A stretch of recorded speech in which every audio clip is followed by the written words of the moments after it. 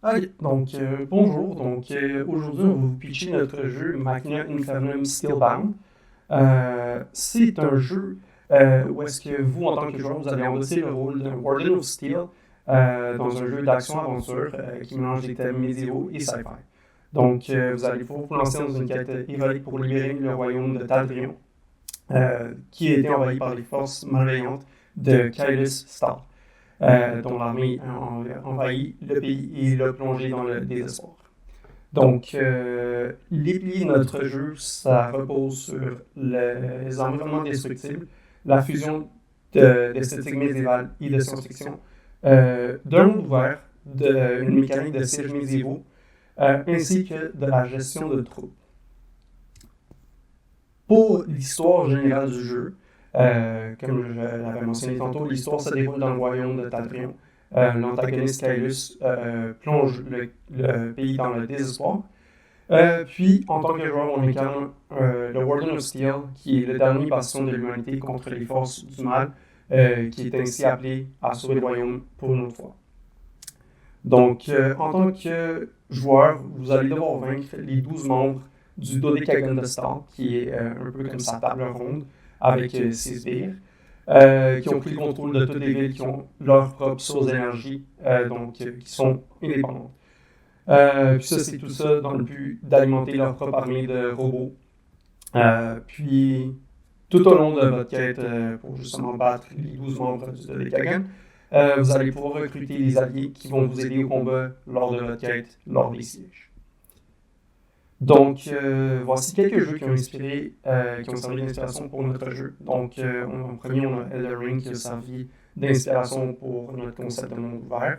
On a aussi Kirby and the Forgotten Land qui a servi d'inspiration pour une mécanique qu'on va vous présenter plus tard, qui est le vol des habiletés des ennemis, puis le fait de pouvoir les utiliser. On a aussi été inspiré de Devil May Cry, plus pour le combat d'action qui est fast-paced. C'est comme un combat qui est un peu basé sur des combos qu'il faut comme conserver. Il faut tout le temps être en train de taper l'ennemi pour pouvoir le garder et obtenir un score plus haut. On a aussi été inspiré de Armored Core 6 pour l'aspect de personnalisation du robot. On vous a expliqué ça dans quelques diapos. Puis, dernièrement aussi, Nier Automata, qui est un combat qui est similaire à Devil May Cry. En même temps, c'est un RPG, il y a de la personnalisation un peu comme dans Armored Core. C'est un petit peu différent parce que le contexte est différent, mais ça reste similaire en esprit. La structure de l'histoire, c'est un RPG, il y a une histoire où est-ce qu'on a quand même plusieurs choix qui peuvent être faits qui vont affecter l'histoire générale. C'est ça pour Nier Automata. Pour les trois principales mécaniques du jeu, premièrement, notre jeu, c'est un jeu qui se veut violent. C'est pas un jeu de grosse stratégie. Le but, c'est d'immerser le personnage complètement dans un monde médiéval avec des accents de science-fiction. Ce qui est important pour nous, c'est d'avoir des environnements destructibles. Euh, donc, amener le joueur à toujours vouloir détruire, attaquer. La violence, c'est quand même un des piliers assez importants de notre jeu. Puisque notre personnage, c'est un robot, le but, c'est d'accumuler des habiletés au cours de l'expérience. On peut faire ça en tuant des mini-boss, mais aussi en tuant un des mini-sbires du grand boss. Les mini-boss, lorsqu'on les tue, on peut récupérer ensuite une pièce de robot. Ça peut être une jambe, ça peut être un bras, un casque. Puis, il va avoir une habileté spéciale qui va être ajoutée à ça. Une autre mécanique, c'est en fait de recruter des soldats pour vous aider dans votre quête. Donc le but, c'est d'assiéger un château médiéval et ensuite de vaincre un boss. Mais pour ça, on a besoin d'une solide équipe pour nous aider à travers ça. Donc, pour la game loop. Donc, premièrement, en fait, comment que un siège se passe, ça se passe en 3 phases. Donc, on a la première phase qui est rapide et chaotique. Le but, c'est d'être tout de suite dans l'immersion, que le joueur se sente un peu perdu dans toute cette violence-là, parce qu'on a des flèches un peu partout, il y a des soldats tout à côté de notre personnage qui se battent. Nous, on est un peu plus grands qu'eux autres, on est un robot, puis eux, c'est des humains. Puis le but, c'est vraiment d'amener nos troupes jusqu'au château, puis on fait ça en traversant les murailles, puis en tuant les ennemis. Mais il faut faire attention, le défi dans la phase 1, c'est d'arriver à garder un certain nombre de troupes, parce que si toutes tes troupes sont mortes, ben il faut la recommencer, parce que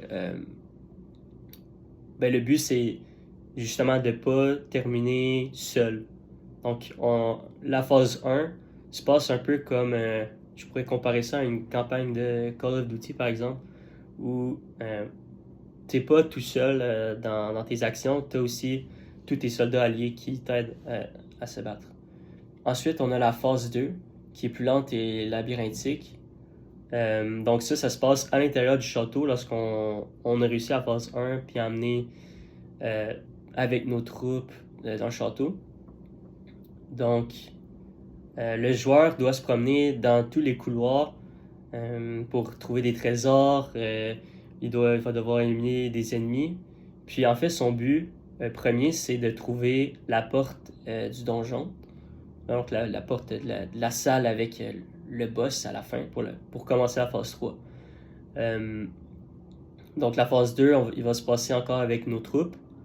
On va se promener un peu partout. Puis lorsqu'on arrive enfin à la porte, c'est là qu'on va devoir affronter seul le boss puis des ennemis plus redoutables. Donc la phase 3, c'est évidemment c'est la phase qui est la plus intense.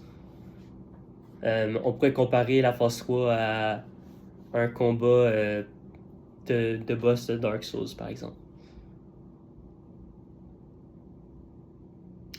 Puis ensuite, on a la game loop, mais on peut passer à travers. C'est juste un exemple de comment se passent les 3 phases. Donc ensuite, ici, c'est un exemple de à quoi ressemblent les pièces de robot qu'on peut accumuler en tuant un mini-boss ou le grand boss. Donc, c'est comme j'avais dit, ça peut être un bras, une jambe, un plastron, mais un bras, par exemple, va plus avoir des habiletés reliées à l'attaque et aux armes. Un plastron, plus l'endurance, la seconde vie. Vous comprenez un peu le principe. Mais ce qui est important à savoir, c'est que lorsqu'on a fini d'assiéger un château et qu'on a tué le boss d'un des châteaux,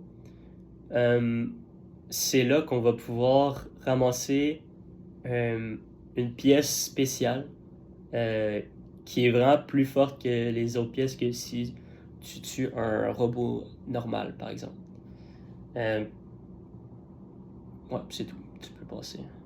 Parfait. Donc, maintenant, je vais vous parler des informations sur le jeu. Donc, on planifie que le jeu sorte sur les plateformes Steam, PlayStation et Xbox. Ça devrait être un jeu qui va durer entre 15 et 20 heures, qui va sortir le 22 juin. Puis qui va avoir un suggested retail price de 64,99$. Donc, pour notre timeline de développement, de son côté, elle va débuter en mai, finir en mars de cette année. Pour l'année prochaine, on devrait avoir la phase bêta entre le mois d'avril et septembre, et suivi par la phase de polish entre septembre et octobre. Puis après le mois d'octobre, on rentre en early access. Puis le mois de juin de l'année prochaine, ce sera la sortie 1.0. Pour le art style et le concept art, on a voulu aller viser un style qui est semi-réaliste, qui est similaire à Baldur's Gate 3, qui a osé être inspiré de la saleté de Dark Souls dans ses visuels. Puis une palette de couleurs froides qui est vraiment punchée d'accents rouges vifs. Bon. voici un concept de UI. Puis, on va vous donner un petit background pour notre équipe. Donc, on a Guillaume, qui est concept artist, et moi, Joaquin Gonzalez, qui est graphic designer et artiste UI UX.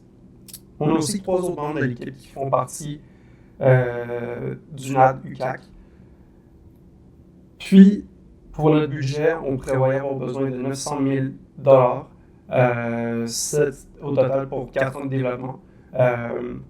Ça englobe 700 000 pour soutenir nos 5 employés pendant la période de développement de 4 ans, 35 000 pour de l'équipement pour 5 ordinateurs plus table de bureau puis autres accessoires, 50 000 pour des factures administratives sur la période complète de développement de 4 ans, ainsi que 115 000 pour le budget de overhead pour avoir de l'argent extra en cas de besoin. Donc, avec notre jeu, on essaie de cibler la tranche de marché des jeux solo premium. Plus particulièrement, on vise la même tranche que des jeux tels que Mortal Shell, Lies of P et The Surge 2, qui ont englobé quand même plus que 3,7 millions et plus de dollars en revenus nets juste sur la plateforme Steam. Puis, ce que l'on cherche de la part d'un publisher, c'est de l'aide pour le financement initial, de l'aide pour le marketing et pour la découvrabilité du jeu, qui nous donne accès à la participation à des événements de presse. Donc, on parle de Gamescom, GDC et ainsi de suite. On aurait aussi besoin d'aide pour le portage vers d'autres plateformes, plus précisément les consoles et peut-être même mobiles dans le futur.